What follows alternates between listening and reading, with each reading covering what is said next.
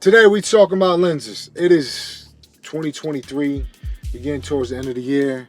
People are looking to buy new cameras, but the most important thing in addition to buying a camera is lenses. So I am dedicating this video to some of the things you should be considering when buying your lenses. I get this question every time of the year: what lens should I buy? You have two options. You have zoom lenses, which give you a variety of focal ranges, you know, something common like the 24-105, which is a kit lens. There's normally two of them, right? You have the 24-105 f4, and this is in different brands and different manufacturers. Then there's another one that's a little cheaper. It might be f4 to 7.1, and basically what that means is at the widest focal length is 24mm, you can open up as wide as the f4, and by the time you get to 105, the widest you can open up is to like a 7.1. So if you want that shallow depth of field and you're taking pictures, you're gonna realize real quickly that shallow depth of field is going to be limited. Now, if you're a traveling person and you just want sharp content, you're just starting out, like I know for me, the first time I bought like a non-L series, you know, it's different versions, like non-G Master, a non-luxury 24-105 lens is when I bought the Canon R6. It was only available in a kit at that time, so I had to buy it, right? So like even right now as I shoot this video, I'm shooting on the RF 24mm f1.8, so I'm shooting at a 1.8 shallow depth of field. Background is blurred out for this purpose of this video because I want you focused on me. We're shooting with a shallow depth of field, but if I was shooting travel and I was in Aruba or somewhere like that, I don't necessarily have to have a shallow depth of field, and I might want to capture the environment. So that 24-105 f4 to 7.1 kit lens is not bad depending on the situation, especially when you're starting out. And because it's very inexpensive, as you shoot more and more, just make sure you're taking pictures. Even if you're someone like me that 90% shoots video, sometimes taking pictures, there's metadata, right? So unless you shoot on a cinema camera or a camera with metadata, when you take pictures, it's going to tell you the focal range you shot at, and then you can really start to realize, like, you know what, I shoot a lot at 35mm, I shoot a lot at 50mm, and when you eventually move on to prime lenses, now you're in a position where you could know the prime lens you want to invest in. Right now I'm on a Canon system, so a lot of information I'm talking about right now is applicable to all different, whether you're Sony, Panasonic, even iPhones, you know, because like BeastGrip Pro has adapters that you can put on your iPhone so you can stay in your normal lens mode, which is the strongest lens mode on your iPhone, and you can add a zoom adapter to kind of get the 35mm look or 50mm look. All of these different, you know, variety of looks, so you can have this shallow depth of field, this blurred out background. With that being said, kind of talking about when I was giving you advice to, you know, take pictures so you could be like, hey, 50mm. Most people would tell you starting out a Nifty 50 because it's cheap and expensive. Every brand really has one. Canon, Nikon, Nikkor, Sony, Panasonic, Fuji, you know, Samsung, when Samsung was making cameras. It's a great kind of start of a lens. It's a normal lens. So when you talk about something like a 50, you know, it's going to give you a nice low shallow depth of field. It's normally like a f1.8 aperture that you can open up, which is, you know, pretty fast for low light. You know, most of the high-end ones might be, manufacturers have like a 51.2, which are going to be pretty expensive. You know, Sigma Art has 1.4s, and it's not like just a small jump because those apertures are fractions. So 1.4 is going to give you a wider aperture, a significant wider aperture than 1.8, more than you would think. So it's bigger than what it seems like because it's fractions. So kind of keep that in mind. With that being said, starting out, I think one of my favorite prime focal lengths is 35. I'm shooting on the 24 right now, and I'm going to tell you why. This is something to kind of take into note. Most camera companies now, especially if you got a camera after 2022, I'm currently shooting on the Canon R6 Mark II. The Canon R6 Mark II is downsampling from a 7K sensor, output in 4K. So when I take this video and I want to crop in, it's going to be pretty much lossless, right? Because I have so much more information. This is like a souped up 4K. Even though this camera can only do 6K externally to a recorder, internally it's a souped up 4K. So if I was to pop into the image, it's going to be lossless. That's the beautiful thing about a lot of these camera manufacturers oversampling from a higher sensor, whether it's 6K or 7K. So when it comes down to shooting with a 24mm, if I want to change this frame and make it tighter and block out the sunroof, or if there was a blasting light coming in, or I want to eliminate something that I might find as distraction, I have that room to do so. So that's the benefit of shooting a little wider sometimes. But ideally, my favorite length is 35 millimeters just for overall lens. It's called a story telefocal length with the 35 millimeter.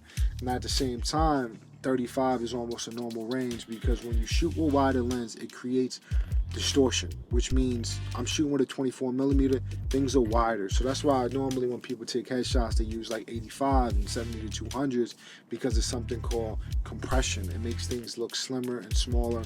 So if you're shooting models and you're shooting, you know, portraits, you know, the way the camera compression works is more flattering, you know. So when it comes down to the 24 millimeter, it's just one of those things where if I want to show more of the story, then I do that. Like, so when I'm shooting, and even when I'm vlogging, I'm always practicing, right? I'm always testing out how it looks, right? There's two things. I have the 35 millimeter Canon RF f1.8 on right now. It also is an IS lens, which is image stabilized. It's also a macro lens.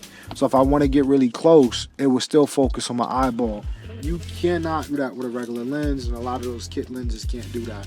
So that's another thing to kind of keep in mind, having a macro lens. So if you're doing a vlog, or you're doing fashion or jewelry, you want to get some really fine detailed shots, it's important. And the autofocus is important as well, just because as you see right now, as I drive through things, light changes, it's just locked on me precise, you know what I mean? And then also with the new RF lenses, the assignable control ring, what I assign to the ISO, so I need to make an adjustment real quick, I can just do that.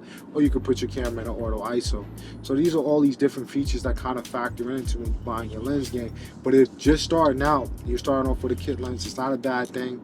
If you have a little bit more money in your budget, I would recommend the lens with a constant aperture. So that's why the lens that says f4, that means it's constant. So no matter whether you from 24 to 105, you're always going to be able to shoot at an f4. It's not as fast as, you know, obviously like a 2.8, which is like the next tier of zoom lenses. Those are technically the fastest zoom lenses. I know Sigma R has like the 18 to 35 f1.8 and the 55 to 100 f.18, but technically those are super 35 lenses, so it's kind of equivalent to a 2.8 because they only work on super 35 cameras and not full frame cameras. But Canon did release a Canon RF 28 to 70 f2, which is probably the heaviest lens you're gonna get right now.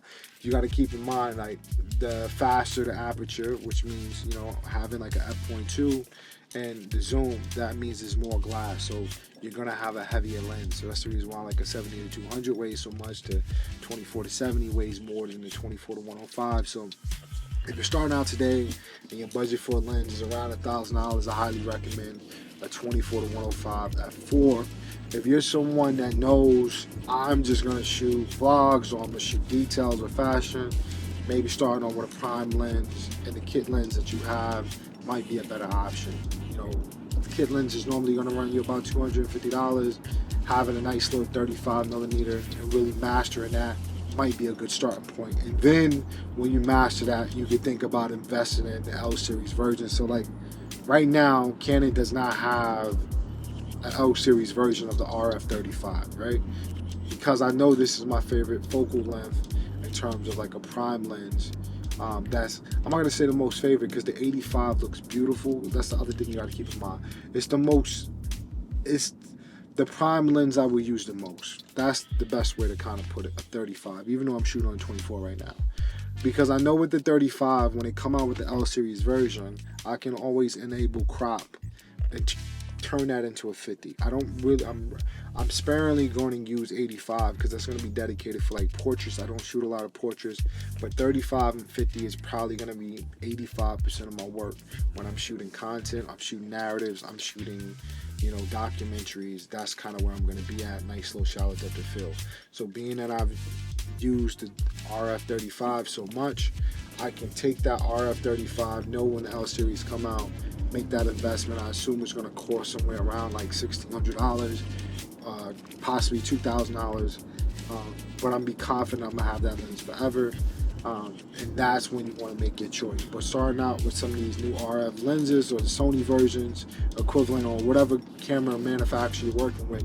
Starting out with the prime lens that's going to be 1.8. That's going to be a great starting ground for you. You're going to get amazing image quality. It's going to be lightweight, because those are some of the pros of a prime lens. It's lighter than a zoom, but a zoom just gives you more flexibility. If you're going into a situation, you don't know what's going on, what you're going to be able to shoot. That's the benefit of the zoom. So even though you don't have a fast aperture, if it's only in the day, f4 is more than enough. Now I have a C70, which has built-in ND filters, same thing as my C500 Mark II. So I have a little bit more benefit of knowing that I can slap on ND filters and shoot wide open. Yeah, but f2.8, those are my favorite zoom lenses. I have the 24-70 f2.8, I have the 15-35 f2.8, and between those two zoom lenses I can go in any situation and be covered. Technically with the 24-70 f2.8, if I had one lens I was going to rock out with, it would be that one, right? Because I know I'm going to get nice shallow, I can take pictures, I can take video, I can do corporate.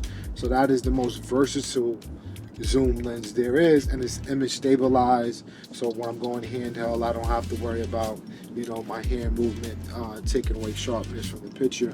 And it has the sightable control ring, so when I want to do stuff like right now, when I'm boosting up the aperture, the ISO, I can do that on the fly. So to summarize, starting out with a kit lens is not bad. Just keep in mind the difference between a zoom lens that doesn't have a constant aperture. When it does, I would highly recommend a 24-105 starting out, just because it's going to be like $1,000 cheaper than my favorite zoom lens, which is a 24-70 f2.8.